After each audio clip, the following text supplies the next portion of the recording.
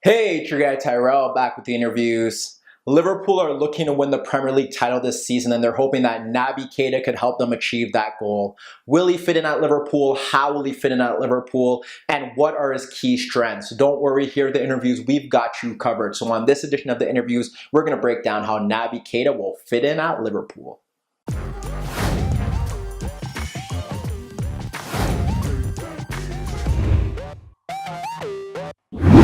So the many teams that have done business this summer, none has shined as bright as Liverpool, finishing the top four last season, being a Champions League finalist when no one expected them to be there. Jurgen Klopp was obviously going to be eager to improve on the squad, take them to the next level, and he did so with his intent in the transfer window. Look at what they've done. Alisson Becker, Shaqiri, Fabinho, but one player in particular that could bring them to the next level is Naby Keita. Sure, Liverpool don't have a deep line creator in midfield, but Keita is an all-action, all-rounder that could take his game to the next level under Jurgen Klopp. What does he offer? What can he bring to Anfield? Well, when you break it down, you expect Keita to play in the 4-3-3 in Liverpool's midfield. They've been playing 4-3-3 throughout preseason. You expect Fabinho to sit a bit deeper. You expect Henderson to play in his more natural box-to-box role. However, what we can see is obviously Wijnaldum playing there as well, Lallana stepping in,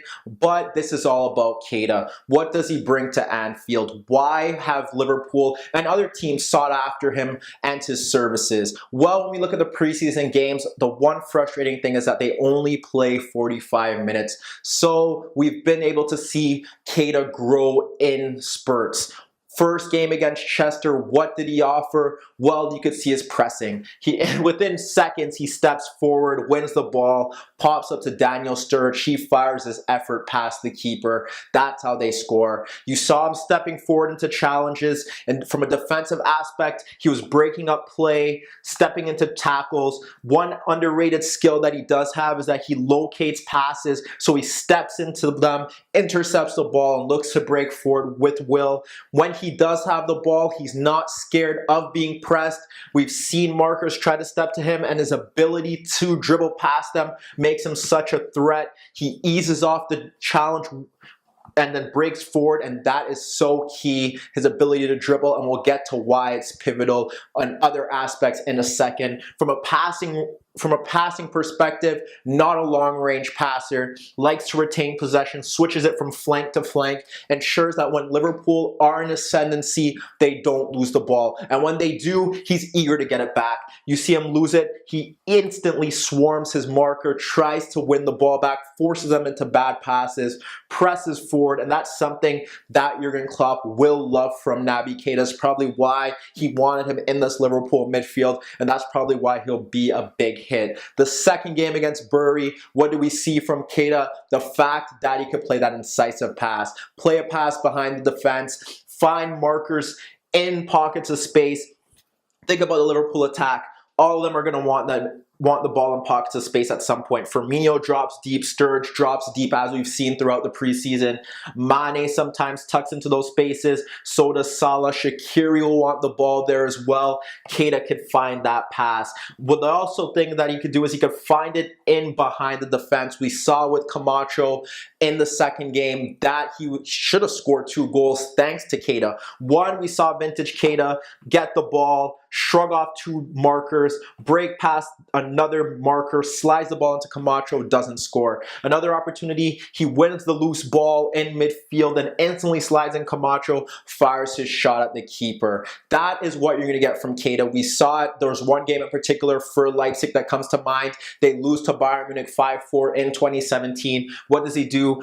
Get the ball in midfield, run past 3 Bayern players, slide in Timo Werner. He fires a tame effort on goal. That is how he offers penetration, not only with his passes, but with his ability to dribble past his markers in midfield. And it gives Liverpool another threat, especially with Oxlade-Chamberlain out for the season. They have a runner, a dribbler who could get past challenges and play that final ball. Something that Oxlade-Chamberlain sometimes lacks and that Keita does have. You think about the third game against Dortmund, we really saw his appreciation of space, playing in the 4-3-3 in a more advanced role. He obviously sat a bit higher to the left, darting runs into that channel. And what makes him even more of a threat is that not only can he create space for players like Firmino possibly, who will like to run into that channel, and they could possibly make triangles across and overload that flank. You could see Liverpool's attackers running into that space as well as the season progresses, but he's able to beat markers on his own on several occasions, able to just slip to the left, down the byline, play the low cross. Obviously didn't meet the teammate, but it forced a corner kick. And as the season wears on, you never know, those pullbacks in the half spaces are a legitimate route to goal, and we could see Keita often making runs into that space, or if he does make runs into that space, instantly play the first time pass. He did that at Leipzig on several occasions. The game against Marseille in the Europa League comes to mind, where it led to a Bruma goal when he combined with Augustine by charging into that space, and you could see him making several runs into that channel as the season wears on. But for Liverpool, you have to think about, what does Keita offer? In a midfield too, obviously with Fabinho, you would probably want to sit there if you want to add on another attacker instead of another midfielder against a smaller side.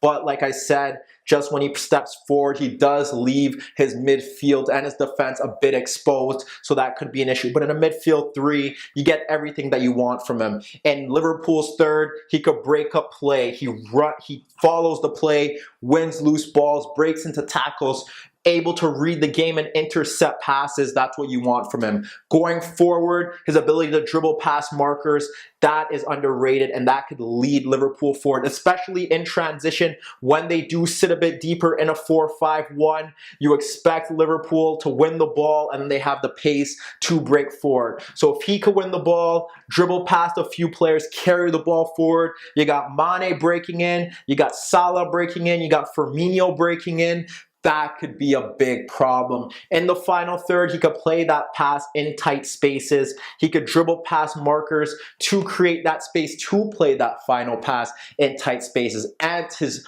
willingness to press when he loses the ball, instantly stepping forward, trying to win the ball back. Jurgen Klopp loves that energy. It's part of the pressing that they do apply to teams to unsettle them. And when you look at it as a whole, sure, they don't have a creator in midfield that could dictate the tempo from deep, but this is looking like a Jurgen Klopp side that could take one step forward and perhaps challenge for the Premier League title. But let me know what you guys think. Can Keita be a flop? Will he be a hit this season? Could he be one of the standout players of the Premier League? Meet me in the comments below. Don't forget, I upload videos every day, and don't forget to subscribe to my channel. And that was your daily dose of the interviews.